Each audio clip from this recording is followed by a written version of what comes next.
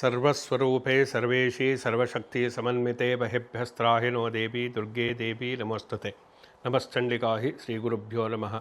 YouTube ವಾಹಿನಿಯ ಪ್ರೇಕ್ಷಕರಿಗೆ ವೀಕ್ಷಕರಿಗೆ ನಮಸ್ಕಾರ. ಪ್ರತಿ ತಿಂಗಳಗಂತೆ ಈ ತಿಂಗಳು ಆಗಸ್ಟ್ ತಿಂಗಳಲ್ಲಿ ಧನು ರಾಶಿಯವರ ಒಂದು ಭವಿಷ್ಯ ಯಾವ ರೀತಿಯಾಗಿರುತ್ತೆ, ಧನು ರಾಶಿಯವರಿಗೆ ರಾಶಿಯ ಅಧಿಪತಿಯಾದಂತಹ ಗುರುಬಲ ಅಂತ ಹೇಳಿ ರಾಶಿ ಅಧಿಪತಿಯಾದಂತಹ ಗುರುವೇ ಚೆನ್ನಾಗಿರಬೇಕು. ಆದರೆ ಧನುರಾಶಿಯವರಿಗೆ ಗುರುಬಲ ಇವಾಗ ಇಲ್ಲ. ಅದರಲ್ಲೂ ಕೂಡ ಗುರು ದುಸ್ಥಾನದಲ್ಲಿ ಇದ್ದಾನೆ. ದುಸ್ಥಾನ ಅಂತಂದರೆ ಕೆಟ್ಟ ಮನೆ ಅಂಥೇಳಿ ಅರ್ಥ. ಅಂದರೆ 8ನೇ ಮನೆಯಲ್ಲಿ ಇರತಕ್ಕಂಥದ್ದು. ಅವನು ಕರ್ಕಾಟಕ ರಾಶಿಯಲ್ಲಿ ಇರಲಿ, ಹುಚ್ಚನಾಗಿರಲಿ, ಏನೇ ಆದರೂ ಧನುರಾಶಿಯವರಿಗೆ ಗುರುವಿನಿಂದ ರಾಶ್ಯಾಧಿಪತಿಯಾಗಿ ಕೆಟ್ಟ ಫಲವೇ. ಅದರಿಂದ ಆ ವಿಚಾರದಲ್ಲಿ ಸ್ವಲ್ಪ ಗಮನಿಸಬೇಕಾಗತ್ತೆ. ಜೊತೆಯಲ್ಲಿ ಆ ಅಷ್ಟಮದಲ್ಲಿ ಬುಧಾದಿತ್ಯ 2 ಗ್ರಹಗಳ ಒಂದು ಸಂಯೋಜನೆ, 9ನೇ ಮನೆಯಲ್ಲಿ ಕೇತು, 10ನೇ ಮನೆಯಲ್ಲಿ ಶುಕ್ರ, ಚತುರ್ಥ ಸ್ಥಾನದಲ್ಲಿ 4ನೇ ಮನೆಯಲ್ಲಿ ವಕ್ರಿಯಾಗಿರ್ತಕ್ಕಂತಹ ಶನಿ ಇದ್ದಾನೆ, 3ನೇ ಮಾರಕ ಸ್ಥಾನದಲ್ಲಿ ರಾಹು. ಈ ಎಲ್ಲ ಗ್ರಹಸ್ಥಿತಿಗಳನ್ನು ನಾವು ಗಮನಿಸಿದಾಗ ಧನುರಾಶಿಯವರಿಗೆ ಈ ತಿಂಗಳಲ್ಲಿ ಅಷ್ಟೊಂದು ಒಳ್ಳೆಯ ಒಂದು ಫಲ ಇಲ್ಲ ಅಂತೇಳಿ ಹೇಳಬೇಕಾಗುತ್ತೆ. ಮಿಶ್ರ ಫಲಗಳು.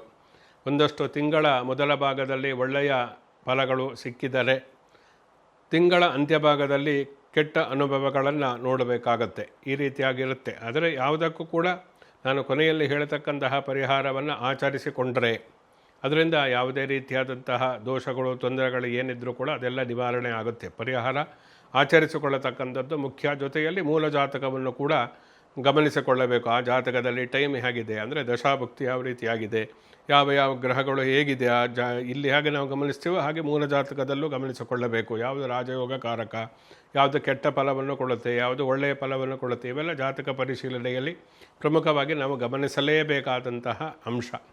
ಈ ವಾಸ್ತವದಲ್ಲಿ ಈ ತಿಂಗಳಲ್ಲಿ ಇರತಕ್ಕಂತಹ ಗ್ರಹಸ್ಥಿತಿಗೆ ಅನುಗುಣವಾಗಿ ಕೌಟುಂಬಿಕ ವಿಚಾರಗಳು, ಆರ್ಥಿಕ ವಿಚಾರಗಳು, ಆಸ್ತಿಗೆ ಸಂಬಂಧಪಟ್ಟಂತಹ ವಿಚಾರಗಳು, ಜೊತೆಯಲ್ಲಿ ವ್ಯಾಪಾರ ವ್ಯವಹಾರ, ಇದಕ್ಕೆ ಸಂಬಂಧಪಟ್ಟಂತೆ ಮದುವೆಗೆ ಸಂಬಂಧಪಟ್ಟಂತೆ ವೈವಾಹಿಕ ಸಮಸ್ಯೆಗಳ ಒಂದು ಪರಿಹಾರಕ್ಕೆ ಏನು ಮಾಡಬೇಕು, ಇವೆಲ್ಲವನ್ನು ನಾವು ಪ್ರಮುಖವಾಗಿ ತಿಳಿದುಕೊಳ್ಳಬಹುದು.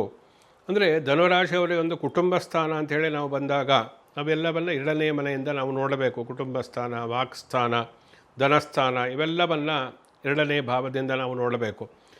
ಧನುರಾಶಿಗೆ 2ನೇ ಭಾವ ಮಕರ ರಾಶಿ, ಮಕರ ರಾಶಿ ಅಧಿಪತಿಯಾದಂತಹ ಶನಿ.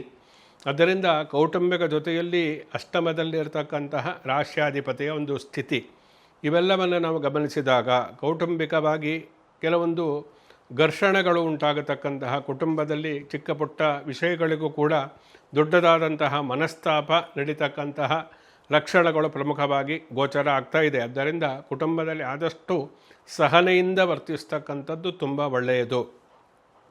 ಇಲ್ಲದೇ ಇದ್ದರೆ ಕುಟುಂಬದಲ್ಲಿ ಕೆಲವೊಂದು ಸಮಸ್ಯೆಗಳು ಜಾಸ್ತಿ ಆಗಬಹುದು, ಅದೇ ಅತಿರೇಕಕ್ಕೆ ಹೋಗಬಹುದು. ಆದ್ದರಿಂದ ದಾಂಪತ್ಯ ಜೀವನದಲ್ಲಿರ್ಬೋದು, ಒಂದು ಕುಟುಂಬ ಅಂತ ಕೂಡು ಕುಟುಂಬ ಇರ್ಬೋದು, ಅಣ್ಣ ತಮ್ಮಂದಿರೇ ಇರ್ಬೋದು, ಅಕ್ಕ ತಂಗಿರೇ ಇರ್ಬೋದು, ಯಾರೇ ಆದರೂ ಕೂಡ, ಅಥವಾ ಬಂಧು ವರ್ಗದವರೊಂದಿಗೆ ಇರ್ಬೋದು, ಆದಷ್ಟು ತಾಳ್ಮೆಯಿಂದ ವರ್ತಿಸ್ತಕ್ಕಂಥದ್ದು ಧನುರಾಶಿಯವರು ಈಗ ಅನುಸರಿಸಬೇಕಾದಂತಹ ಒಂದು ಈ ತಿಂಗಳಲ್ಲಿ ಆ ರೀತಿಯಾಗಿ ಇರಬೇಕು ಅನ್ನತಕ್ಕಂಥ ಪ್ರಮುಖವಾದಂತಹ ಅಂಶ.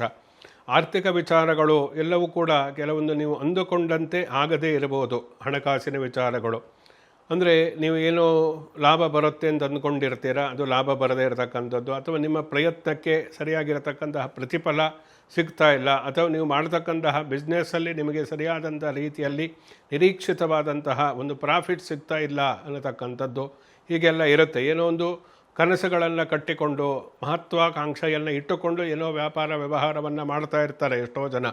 ಆದರೆ ಅವರ ಕನಸೆಲ್ಲವೂ ನುಚ್ಚುರಾಗಿರುತ್ತೆ. ಯಾಕೆಂದರೆ ಅವರು ಅಂದುಕೊಂಡೇ ಅದು ಸಾಲ ಮಾಡಿ ಎಲ್ಲೋ ಇನ್ವೆಸ್ಟ್ ಮಾಡತಕ್ಕಂಥದ್ದಕ್ಕೆ ಸಾಲ ಮಾಡಿ ತಂದಿರ್ತಾರೆ, ಅದರ ವ್ಯಾಪಾರಕ್ಕೆ ಹೂಡಿಕೆಯನ್ನು ಮಾಡಿರ್ತಾರೆ, ಇದರಿಂದ ಲಾಸ್ ಆಗ್ತಾ ಇರುತ್ತೆ. ಇಂತಹದ್ದೆಲ್ಲ ಸಮಸ್ಯೆಗಳು ಇರುತ್ತೆ. ಅದರಿಂದ ನಾವು ಸಮಯವನ್ನು, ರಾಶಿ ಗ್ರಹಸ್ಥಿತಿಗಳನ್ನು ನೋಡಿಕೊಂಡು ಸರಿಯಾದ ಸಮಯದಲ್ಲಿ ವ್ಯಾಪಾರ ವ್ಯವಹಾರವನ್ನು ಪ್ರಾರಂಭ ಮಾಡಿದರೆ ಅದು ಭವಿಷ್ಯದಲ್ಲಿ ನಮಗೆ ಲಾಭವನ್ನೇ ತಂದುಕೊಡುತ್ತೆ. ಹೀಗೆ ಹೇಗೋ ನಂಬಿಕೆ ಇಲ್ಲ ಅಂತ ಏನೋ ಮಾಡೋದಕ್ಕೆ ಹೋದರೆ ಇನ್ನೇನೋ ಆಗುತ್ತೆ. ಆದ್ದರಿಂದ ಈ ವ್ಯಾಪಾರ ವ್ಯವಹಾರದ ವಿಚಾರದಲ್ಲಿ ಸ್ವಲ್ಪ ಇಳಿಕೆ ಕಂಡು ಬಂದರೂ ಕೂಡ ಮುಂದಿನ ದಿನಗಳಲ್ಲಿ ಅದೆಲ್ಲ ಭಾಗ್ಯಕ್ಕೆ ಗುರು ಬಂದ ನಂತರ ಎಲ್ಲವೂ ಕೂಡ ಒಳ್ಳೆಯದಾಗುತ್ತೆ. ನಿರಾಶರಾಗಬೇಡಿ.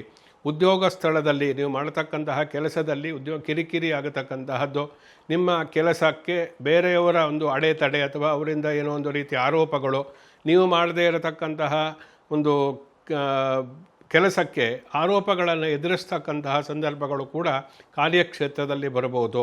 ಅದರಿಂದ ಆದಷ್ಟು ನಿಮಗೆ ಸಂಬಂಧಪಡದೇ ಇರತಕ್ಕಂತಹ ವ್ಯವಹಾರದಲ್ಲಿ ತಲೆ ಹಾಕಬೇಡಿ. ಅನ್ಯಥಾ ಆ ರೀತಿಯಾಗಿ ಸಂಬಂಧಪಡದೇ ಇರತಕ್ಕಂತಹ ವಿಷಯಗಳಲ್ಲಿ ತಲೆ ತೂರಿಸಿ ಆ ಮೂಲಕ ಅದರಿಂದ ನೀವು ಸಮಸ್ಯೆಯ ಸುಳಿಯಲ್ಲಿ ಸಿಲುಕಿ ಹಾಕಿಕೊಳ್ಳತಕ್ಕಂತಹ ಸಂದರ್ಭಗಳು ಬರುತ್ತೆ. ಆದ್ದರಿಂದ ನೀವಾಯಿತು, ನಿಮ್ಮ ಕೆಲಸ ಆಯಿತು ಅನ್ನತಕ್ಕಂತಹ ರೀತಿಯಲ್ಲಿ ತಟಸ್ಥ ರೀತಿಯಲ್ಲಿ ಇರತಕ್ಕಂಥದ್ದು ಒಳ್ಳೆಯದು ಧನುರಾಶಿಯವರಿಗೆ. ಜೊತೆಯಲ್ಲಿ ಈ ಕೆಲವೊಂದು IT BT ಈ ಕ್ಷೇತ್ರದಲ್ಲಿರ್ತಕ್ಕಂಥ ಉದ್ಯೋಗ ಬದಲಾಯಿಸ್ತಕ್ಕಂತಹ ಏನಾದರೂ ಯೋಚನೆಗಳಿದ್ದರೆ ಅದನ್ನು ಸ್ವಲ್ಪ ಮುಂದೂಡತಕ್ಕಂಥದ್ದು ಒಳ್ಳೆಯದು. ಇಲ್ಲದೇ ಇದ್ದರೆ ನೀವು ನಿರೀಕ್ಷಿತವಾದಂತಹ ನೀವು ಅಂದುಕೊಂಡಂಥ ಉದ್ಯೋಗ ನಿಮಗೆ ಸಿಗಲಿಕ್ಕಿಲ್ಲ. ಅದರಿಂದ ಅದನ್ನು ನೀವು ಪ್ರಮುಖವಾಗಿ ಗಮನಿಸಬೇಕು. ಆದ್ದರಿಂದ ಅಂತಹ ಕ್ಷೇತ್ರದಲ್ಲಿ ಕೆಲಸ ಬದಲಾವಣೆ ಮಾಡತಕ್ಕಂಥದ್ದಿದ್ದರೆ ಸ್ವಲ್ಪ ಒಂದು 2-3 ತಿಂಗಳ ನಂತರದಲ್ಲಿ ಬದಲಾವಣೆಯನ್ನು ಮಾಡಿ ಅದು ಭವಿಷ್ಯದಲ್ಲಿ ಉತ್ತಮವಾದಂತಹ ಫಲಿತಾಂಶವನ್ನು ಕೊಡುತ್ತೆ. ಇನ್ನು ಕೇವಲ ಒಂದು ಬಿಸ್ನೆಸ್ಸು ಅಥವಾ ಉದ್ಯೋಗ ಅಂಥೇಳಿ ಅರ್ಥ ಅಲ್ಲ. ಪ್ರತಿಯೊಬ್ಬರವರ ಕಾರ್ಯಕ್ಷೇತ್ರ ಬೇರೆ ಬೇರೆ ಇರುತ್ತೆ. ಒಬ್ಬರು ಒಬ್ಬರು ಪತ್ರಕರ್ತರಿರ್ತಾರೆ, ಇನ್ನೊಬ್ಬರು ಕಲಾವಿದರಾಗಿರ್ತಾರೆ, ಇನ್ನೊಬ್ಬರು ನಾಟ್ಯ ಕಲಾವಿದರಾಗಿರ್ತಾರೆ, ಒಬ್ಬರು ಚಿತ್ರಕಲೆಯಲ್ಲಿ ಕೆಲವೊಂದು ಡಿಸೈನಿಂಗ್ ಮಾಡತಕ್ಕಂಥದ್ದು, ಈ ಕೊರಿಯೋಗ್ರಾಫು, ಹೀಗೆ ವಿವಿಧ ಕ್ಷೇತ್ರಗಳಲ್ಲಿ ಕೆಲಸವನ್ನು ಮಾಡತಕ್ಕಂಥವರಿಗೆಲ್ಲರಿಗೂ ಕೂಡ ಅವರ ಕ್ಷೇತ್ರದಲ್ಲಿ ಅಷ್ಟೊಂದು ಸಮಾಧಾನ ಇರುವುದಿಲ್ಲ ಈ ತಿಂಗಳಲ್ಲಿ ಅಂಥೇಳಿ ಅರ್ಥ. ಆದ್ದರಿಂದ ಅವರಿಗೆ ನಾವು ಏನೋ ಸಾಧನೆ ಮಾಡ್ತಾ ಇದ್ದೀವಿ, ನಮಗೆ ಯಶಸ್ಸು ಸಿಗುತ್ತೆ ಅಂತ ಅಂದ್ಕೊಂಡ್ರೆ ಅದು ವಿಳಂಬ ಆಗ್ಬೋದು. ಅವರ ಒಂದು ಪರಿಶ್ರಮಕ್ಕೆ ಸರಿಯಾಗಿರತಕ್ಕಂತಹ ಪ್ರತಿಫಲ ಸಿಗದೇ ಇರ್ಬೋದು. ಇದೆಲ್ಲವೂ ಕೂಡ ಅವರವರ ನೂರಾರು ಕಾರ್ಯಕ್ಷೇತ್ರಗಳಿರುತ್ತೆ. ಯಾರೇ ಆದರೂ ಕೂಡ ಧನುರಾಶಿಯವರಾಗಿದ್ದರೆ ಅವರಿಗೆ ಅಷ್ಟೊಂದು ತೃಪ್ತಿ ಇರಲ್ಲ ಅಂಥೇಳಿ ಅರ್ಥ. ಸ್ಯಾಟಿಸ್ಫ್ಯಾಕ್ಷನ್ ಸ್ವಲ್ಪ ಕಡಿಮೆ ಇರುತ್ತೆ ಈ ತಿಂಗಳಲ್ಲಿ. ಹಾಗೆ ಅದಕ್ಕೆಂದರೆ ಒಂದು ತಿಂಗಳು ಹಾಗಿದ್ದರೆ ಒಂದು ತಿಂಗಳು ಇನ್ನು ಅಕ್ಟೋಬರಿಂದ ಒಳ್ಳೆಯ ಸಮಯ ಇದೆ ಧನುರಾಶಿಯವರಿಗೆ. ಆ ಸಮಯದಲ್ಲಿ ಮುಟ್ಟಿದ್ದೆಲ್ಲ ಚಿನ್ನವೇ ಆಗುತ್ತೆ. ಅದರಿಂದ ಈಗ ಆ ರೀತಿಯಾಗಿ ಗ್ರಹಸ್ಥಿತಿಗಳು ಚೆನ್ನಾಗಿ ಇಲ್ಲದೇ ಇರುವುದರಿಂದ ಸ್ವಲ್ಪ ತಾಳ್ಮೆಯನ್ನು ವಹಿಸಬೇಕು. ಆರ್ಥಿಕ ವಿಚಾರದಲ್ಲಿ, ಕೆಲಸದ ವಿಚಾರದಲ್ಲಿ, ನಿಮ್ಮ ಪ್ರಯತ್ನಕ್ಕೆ ಫಲಿತಾಂಶ ಸಿಗತಕ್ಕಂತಹ ವಿಚಾರದಲ್ಲಿ ತಾಳ್ಮೆಯಿಂದ ಇರತಕ್ಕಂಥದ್ದು ಒಳ್ಳೆಯದು. ಅದು ಹೇಗೆ ಬಂದರೆ ಹಾಗೆ ಅದನ್ನು ಎಕ್ಸೆಪ್ಟ್ ಮಾಡಿಕೊಳ್ತಕ್ಕಂಥದ್ದು ತುಂಬ ಮುಖ್ಯವಾಗುತ್ತೆ. ಇನ್ನು ವಿವಾಹದ ವಿಚಾರ ಅಂತ ಬಂದಾಗ ಕೆಲವೊಂದು ಈ ಪ್ರೀತಿಸ್ತಾ ಇರತಕ್ಕಂಥವರು ಪರಸ್ಪರ ಚಿಕ್ಕ ಪುಟ್ಟ ಕಾರಣಗಳಿಗೆ ಗಲಾಟೆ ಆಗಿ ಕಲಹಗಳಾಗಿ ಬೇರ್ಪಡತಕ್ಕಂತಹ ಲಕ್ಷಣಗಳು ಪ್ರಮುಖವಾಗಿ ಗೋಚರಿಸ್ತಾ ಇದೆ. ಯಾಕೆಂದರೆ ಅವರಲ್ಲೇ ಪರಸ್ಪರ ಪ್ರೀತಿಸ್ತಕ್ಕಂಥವರೇ ದ್ವೇಷಿಸ್ತಕ್ಕಂತಹ ಸನ್ನಿವೇಶ ಸೃಷ್ಟಿಯಾಗಿ ಬಿಡುತ್ತೆ.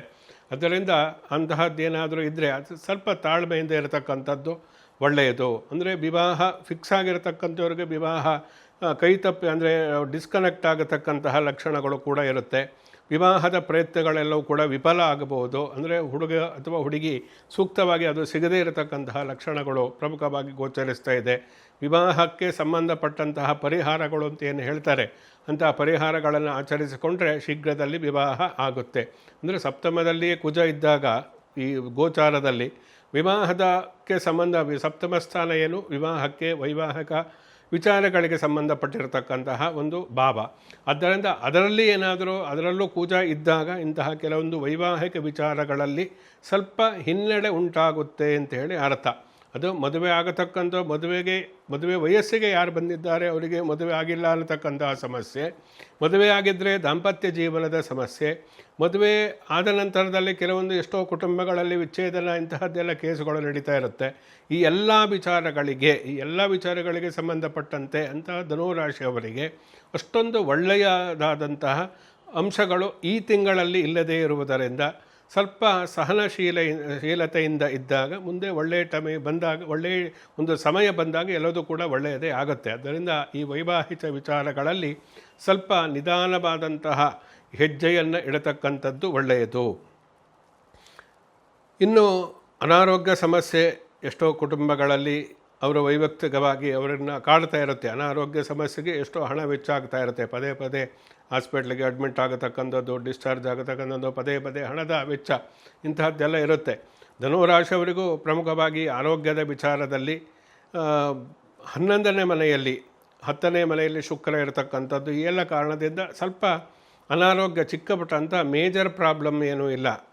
ಪ್ರಾಣಾಂತಿಕವಾದಂತಹ ಯಾವುದೇ ಅನಾರೋಗ್ಯ ಸಮಸ್ಯೆ ಬರುವುದಿಲ್ಲ. ಆದರೂ ಚಿಕ್ಕ ಪುಟ್ಟ ಸಮಸ್ಯೆಗಳು ನಿಮಗೆ ಕಿರಿಕಿರಿಯನ್ನು ಉಂಟು ಮಾಡಬಹುದು. ಆದ್ದರಿಂದ ಆರೋಗ್ಯದ ವಿಚಾರದಲ್ಲಿ ಸ್ವಲ್ಪ ಸೂಕ್ತವಾದಂತಹ ಚಿಕಿತ್ಸೆಯನ್ನು ಪಡೆದುಕೊಂಡು ಎಚ್ಚರಿಕೆಯನ್ನು ವಹಿಸ್ತಕ್ಕಂಥದ್ದು ಇದೆಯಲ್ಲ, ಇದು ತುಂಬ ಮುಖ್ಯವಾಗುತ್ತೆ. ಆರೋಗ್ಯ ಮಾಧ್ಯಮ ಖಲು ಧರ್ಮ ಸಾಧನ. ಆರೋಗ್ಯ ಒಂದು ಚೆನ್ನಾಗಿದ್ದರೆ ನೀವೇನಾದರೂ ಮಾಡಬಹುದು. ಆರೋಗ್ಯವೇ ತೊಂದರೆಗೆ ಉಂಟಾಗಿಬಿಟ್ರೆ ನೀವೇನು ಮಾಡುವುದಕ್ಕೆ ಆಗುವುದಿಲ್ಲ. ಆದ್ದರಿಂದ ಆರೋಗ್ಯವನ್ನು ಕಾಪಾಡಿಕೊಳ್ಳಿ.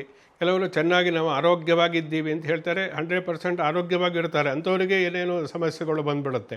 ಅದು ಇದೆಲ್ಲ ಒಂದು ಗ್ರಹಸ್ಥಿತಿಗಳ ಪ್ರಭಾವ. ಅದರಿಂದ ಅನಾರೋಗ್ಯ ಸಮಸ್ಯೆಯನ್ನು ಇರತಕ್ಕಂಥವ್ರು ಸರಿಯಾಗಿ ಅದನ್ನು ಮ್ಯಾನೇಜ್ ಮಾಡ್ತಕ್ಕಂದರೆ ವೈದ್ಯರ ಸಲಹೆಯನ್ನು ಪಾಲಿಸ್ತಕ್ಕಂಥದ್ದು ಮುಖ್ಯ. ಜೊತೆಯಲ್ಲಿ ಈ ಧನುರಾಶಿಯವರು ಏನಿದ್ದಾರೆ ಅಂಥವ್ರಿಗೆ ಅನಿರೀಕ್ಷಿತವಾಗಿ ಅನಾರೋಗ್ಯ ಸಮಸ್ಯೆ ಬರ್ಬೋದು. ಆ ವಿಚಾರದಲ್ಲಿ ಎಚ್ಚರಿಕೆ ಇರಲಿ. ವಾಹನ ಚಾಲನೆಯನ್ನು ಮಾಡ್ತಕ್ಕಂತಹ ಚಾಲಕರು ಎಚ್ಚರಿಕೆಯಿಂದ ಇರಿ.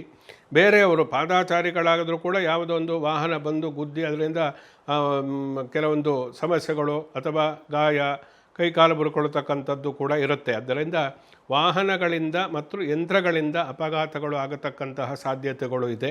ಜೊತೆಯಲ್ಲಿ ನೀರಿನ ವಿಚಾರದಲ್ಲಿ ನೀರಿನ ಜೊತೆಯಲ್ಲಿ ಚೆಲ್ಲಾಟ ಆಡಬೇಡಿ.